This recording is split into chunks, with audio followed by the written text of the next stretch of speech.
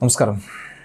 മോന്ത തീവ്ര ചുഴലിക്കാറ്റ് അത് ശക്തി പ്രാപിച്ചതോടുകൂടി കേരളത്തിൽ ഇനിയുള്ള 5 ദിവസം ഏറെ ശ്രദ്ധിക്കേണ്ട ദിനം തന്നെയാണ്. ഒരു സംശയവുമില്ല. അതുകൂടാതെ കാർമേഘങ്ങൾ ഇരുണ്ടുകൂടുന്ന ഒരു സാഹചര്യം തന്നെയാണ് കേരളത്തിലും തമിഴ്നാട്ടിലും ആന്ധ്രാപ്രദേശിലുമൊക്കെ ഈ സാഹചര്യത്തിൽ കാണപ്പെടുന്നത്. പ്രത്യേകിച്ചും ഈ തെക്കൻ സംസ്ഥാനങ്ങൾ ഇനിയുള്ള ദിവസങ്ങളേറെ ശ്രദ്ധിക്കേണ്ടതാണ്. ഇതിനോടകം തന്നെ മനുഷ്യജീവനടക്കം നിരവധി നാശനഷ്ടങ്ങൾ മോന്ത ചുഴലിക്കാറ്റിലൂടെ സംഭവിച്ചിരിക്കുന്നു. അത് തീവ്ര ചുഴലിക്കാറ്റായി സർവനാശം സൃഷ്ടിക്കുമെന്ന കാര്യത്തിൽ സംശയമില്ല എന്നുള്ള മുന്നറിയിപ്പാണ് കേന്ദ്ര കാലാവസ്ഥാ വകുപ്പ് നൽകിയത്. അതിൻ്റെ അടിസ്ഥാനത്തിൽ തന്നെയാണ് ട്രെയിനുകളും വിമാന സർവീസുകളും ഒക്കെ തന്നെ റദ്ദ് ചെയ്തതും വഴിമാറ്റി വിട്ടതും. ഇനിയുള്ള 6 മണിക്കൂർ അത് തന്നെയാണ് ഏറ്റവും ജാഗ്രതയോടുകൂടി നോക്കിക്കാണേണ്ടത്. ഇന്ന് ഒറ്റപ്പെട്ട ശക്തമായ മഴയ്ക്ക് സാധ്യതയുണ്ടെന്നാണ് കേന്ദ്ര കാലാവസ്ഥാ വകുപ്പ് പറയുന്നത്.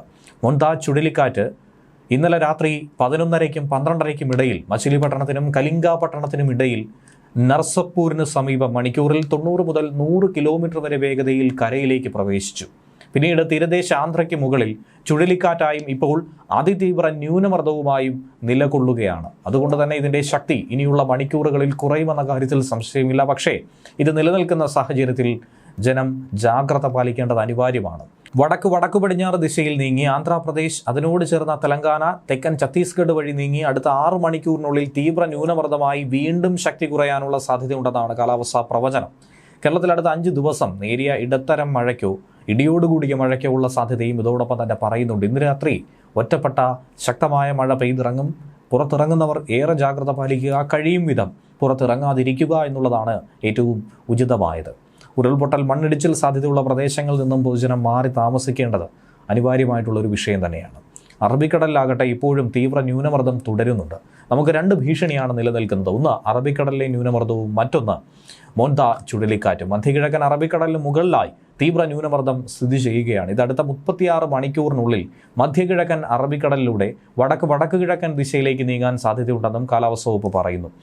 ഇനി 3 മണിക്കൂറിനുള്ളിൽ കേരളത്തിലെ കോട്ടയം, ഇടുക്കി, എറണാകുളം ജില്ലകളിൽ ഒറ്റപ്പെട്ട ഇടങ്ങളിൽ ഇടത്തരം മഴയ്ക്കും മറ്റെല്ലാ ജില്ലകളിൽ ഒറ്റപ്പെട്ട ഇടങ്ങളിൽ നേരിയ മഴയ്ക്കുമുള്ള സാധ്യതയും കേന്ദ്ര കാലാവസ്ഥാ വകുപ്പ് പറയുന്നുണ്ട്. അതോടൊപ്പം മറ്റ് ജില്ലകളിൽ യെല്ലോ അലർട്ടും പ്രഖ്യാപിച്ചിട്ടുണ്ട്. കേരളത്തിൽ ഇന്ന് ഇടിമിന്നലോടുകൂടിയ മഴയ്ക്ക് മണിക്കൂറിൽ 40 മുതൽ 50 കിലോമീറ്റർ വരെ വേഗതയിൽ ശക്തമായ കാറ്റിനുമുള്ള സാധ്യത നേരത്തെ തന്നെ പറഞ്ഞിട്ടുണ്ട്. പത്തനംതിട്ട, കോട്ടയം, ഇടുക്കി, എറണാകുളം, തൃശ്ശൂർ എന്നീ ജില്ലകളിൽ യെല്ലോ അലർട്ടും പ്രഖ്യാപിച്ചിട്ടുണ്ട്. ഒറ്റപ്പെട്ട ശക്തമായ മഴ ഈ ജില്ലകളിൽ പറയുന്നു. 24 മണിക്കൂറിൽ 64.5 മില്ലിമീറ്റർ മുതൽ 115.5 മില്ലിമീറ്റർ വരെ മഴ ലഭിക്കുന്ന സാഹചര്യത്തെയാണ് ശക്തമായ മഴ എന്നതുകൊണ്ട് അർത്ഥമാക്കുന്നത്. അതുപോലെ തന്നെ മത്സ്യത്തൊഴിലാളികൾക്കുള്ള ജാഗ്രതാ നിർദ്ദേശവും നൽകിയിട്ടുണ്ട്. കേരള, ലക്ഷദ്വീപ് തീരങ്ങളിൽ ഇന്ന് മത്സ്യബന്ധനത്തിന് തടസ്സമില്ല. കർണാടക തീരത്ത് ഇന്നും നാളെയും മത്സ്യബന്ധനത്തിന് പോകാൻ പാടില്ലെന്നും കേന്ദ്ര കാലാവസ്ഥാ വകുപ്പ് പറയുന്നുണ്ട്. 29, 30 തീയതികളിൽ കർണാടക തീരങ്ങളിൽ മണിക്കൂറിൽ 55 കിലോമീറ്റർ വരെ വേഗതയിൽ ശക്തമായ കാറ്റിനും മോശം കാലാവസ്ഥയ്ക്കുമുള്ള സാധ്യതയും നിലനിൽക്കുന്നു. ഏറെ ജാഗ്രത പാലിക്കാനാണ് നിലവിലെ മുന്നറിയിപ്പ്. ഇതോടൊപ്പം തന്നെ ജാഗ്രതാ നിർദ്ദേശങ്ങളും പുറപ്പെടുവിച്ചിട്ടുണ്ട്. കടൽക്ഷോഭം രൂക്ഷമാകാൻ സാധ്യതയുള്ളതുകൊണ്ട് അപകട മേഖലകളിൽ നിന്നും അധികൃതരുടെ നിർദ്ദേശാനുസരണം മാറി താമസിക്കണം. ചെറിയ വള്ളങ്ങളും ബോട്ടുകളും കടലിലേക്ക് ഇറക്കുന്നത് ഈ സമയത്ത് ഒഴിവാക്കുകയും വേണം. കടലാക്രമണത്തിന് സാധ്യതയുള്ളതുകൊണ്ട് തന്നെ മത്സ്യത്തൊഴിലാളികളും തീരദേശവാസികളും ജാഗ്രത പാലിക്കാനുള്ള മുന്നറിയിപ്പ് നൽകിയിട്ടുണ്ട്. അധികൃതരുടെ നിർദ്ദേശാനുസരണം കടൽക്ഷോഭം രൂക്ഷമാകാൻ സാധ്യതയുള്ള മേഖലകളിൽ നിന്നും ജനങ്ങൾ മാറി താമസിക്കണം. ചെറിയ വള്ളങ്ങളും ബോട്ടുകളും കടലിലേക്ക് ഇറക്കുന്നത് ഈ സമയത്ത് ഒഴിവാക്കണം. കള്ളക്കടൽ പ്രതിഭാസത്തിനും ഉയർന്ന തിരമാലയ്ക്കും സാധ്യതയുള്ള ഘട്ടത്തിൽ കടലിലേക്ക് മത്സ്യബന്ധന യാനങ്ങൾ ഇറക്കുന്നത് പോലെ തന്നെ അപകടകരമാണ് അവ കരയ്ക്ക് അടുപ്പിക്കുന്നത്. അതുകൊണ്ട് തന്നെ തിരമാല ശക്തിപ്പെടുന്ന ഘട്ടത്തിൽ കടലിലേക്ക് ഇറക്കുന്നതും കരയ്ക്ക് അടുപ്പിക്കുന്നതും ഒഴിവാക്കണം. ദേശീയ സമുദ്രസ്ഥിതി പഠന ഗവേഷണ കേന്ദ്രം മുന്നറിയിപ്പ് പിൻവലിക്കുന്നതുവരെ ബീച്ചുകൾ കേന്ദ്രീകരിച്ചുള്ള വിനോദസഞ്ചാരം ഉൾപ്പെടെയുള്ള എല്ലാ പ്രവർത്തനങ്ങളിലും ശ്രദ്ധ പുലർത്തണം. മത്സ്യബന്ധന യാനങ്ങൾ, അതായത് ബോട്ട്, വള്ളം മുതലായവ ഹാർബറിൽ സുരക്ഷിതമായി തന്നെ കെട്ടിയിട്ട് സൂക്ഷിക്കണം. വള്ളങ്ങൾ തമ്മിൽ സുരക്ഷിത അകലം പാലിക്കുന്നത് കൂട്ടിയിടിച്ചുള്ള അപകട സാധ്യത ഒഴിവാക്കും. മത്സ്യബന്ധന ഉപകരണങ്ങളുടെ സുരക്ഷയും ഉറപ്പാക്കണം. ബീച്ചിലേക്കുള്ള യാത്രകളും കടലിലിറങ്ങിയുള്ള വിനോദങ്ങളും പൂർണ്ണമായും ഒഴിവാക്കണം. തീരശോഷണത്തിന് സാധ്യത ഉള്ളതുകൊണ്ട് തന്നെ പ്രത്യേകം ജാഗ്രത പുലർത്തണം. ഒപ്പം ഇടിമിന്നൽ ജാഗ്രതാ നിർദ്ദേശങ്ങളും നൽകിയിട്ടുണ്ട്. ഇടിമിന്നൽ അപകടകാരികളാണ്. അവ മനുഷ്യൻ്റെയും മൃഗങ്ങളുടെയും ജീവനും വൈദ്യുത ആശയവിനിമയ ശൃംഖലകൾക്കും വൈദ്യുത ചാലകങ്ങളുമായി ബന്ധിപ്പിച്ചിട്ടുള്ള വീട്ടുപകരണങ്ങൾക്കും വലിയ നാശനഷ്ടം സൃഷ്ടിക്കും. അതുകൊണ്ട് തന്നെ പൊതുജനങ്ങൾ മുൻകരുതൽ നടപടികൾ കാർമേഘം കണ്ടു തുടങ്ങുന്ന സമയം മുതൽ തന്നെ സ്വീകരിക്കേണ്ടതാണ്. ഇടിമിന്നൽ എപ്പോഴും ദൃശ്യമാകണമെന്നില്ല. അതുകൊണ്ട് തന്നെ ഇത്തരം മുൻകരുതൽ നടപടികൾ സ്വീകരിക്കുന്നതിൽ നിന്നും ഒരു കാരണവശാലും വിട്ടു നിൽക്കരുത്.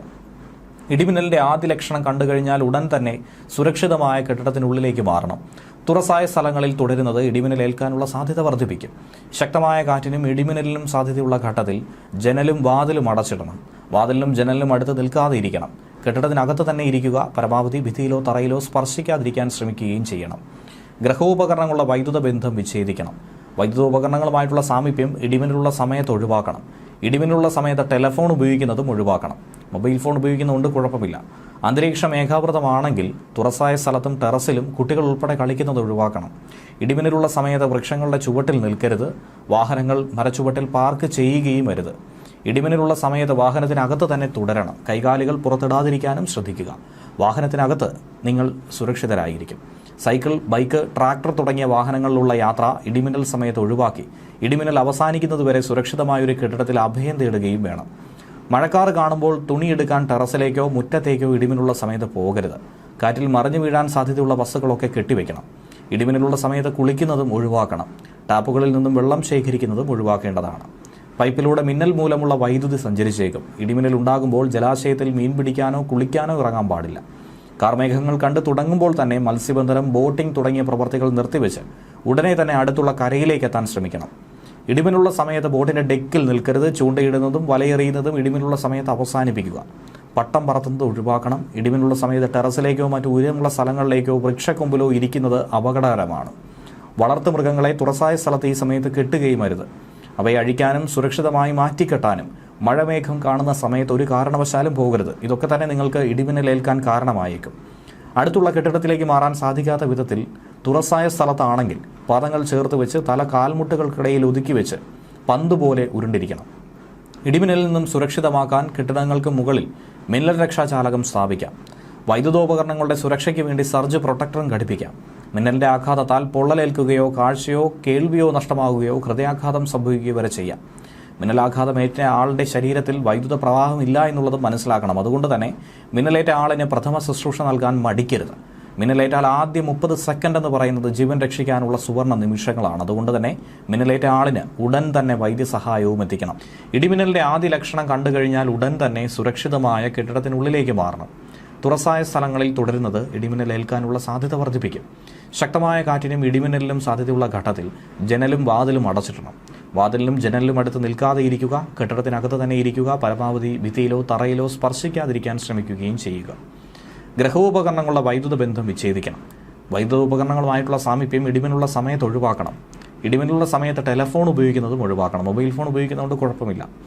അന്തരീക്ഷം മേഘാവൃതമാണെങ്കിൽ തുറസായ സ്ഥലത്തും ടെറസിലും കുട്ടികൾ ഉൾപ്പെടെ കളിക്കുന്നത് ഒഴിവാക്കണം. ഇടിമിന്നലുള്ള സമയത്ത് വൃക്ഷങ്ങളുടെ ചുവട്ടിൽ നിൽക്കരുത്. വാഹനങ്ങൾ മരച്ചുവട്ടിൽ പാർക്ക് ചെയ്യുകയും അരുത്. ഇടിമിന്നലുള്ള സമയത്ത് വാഹനത്തിനകത്ത് തന്നെ തുടരുക. കൈകാലുകൾ പുറത്തിടാതിരിക്കുക. വാഹനത്തിനകത്ത് നിങ്ങൾ സുരക്ഷിതരായിരിക്കും. സൈക്കിൾ, ബൈക്ക്, ട്രാക്ടർ തുടങ്ങിയ വാഹനത്തിലുള്ള യാത്ര ഇടിമിന്നൽ സമയത്ത് ഒഴിവാക്കണം. ഇടിമിന്നൽ അവസാനിക്കുന്നതുവരെ സുരക്ഷിതമായ ഒരു കെട്ടിടത്തിനുള്ളിൽ അഭയം തേടുകയും വേണം. മഴക്കാറ് കാണുമ്പോൾ തുണികൾ എടുക്കാൻ ടെറസിലേക്കോ മുറ്റത്തേക്കോ ഇടിമിന്നലുള്ള സമയത്ത് പോകരുത്. കാറ്റിൽ മറിഞ്ഞു വീഴാൻ സാധ്യതയുള്ള വസ്തുക്കളൊക്കെ തന്നെ കെട്ടിവെക്കുക. ഇടിമിന്നലുള്ള സമയത്ത് കുളിക്കുന്നതും ഒഴിവാക്കണം.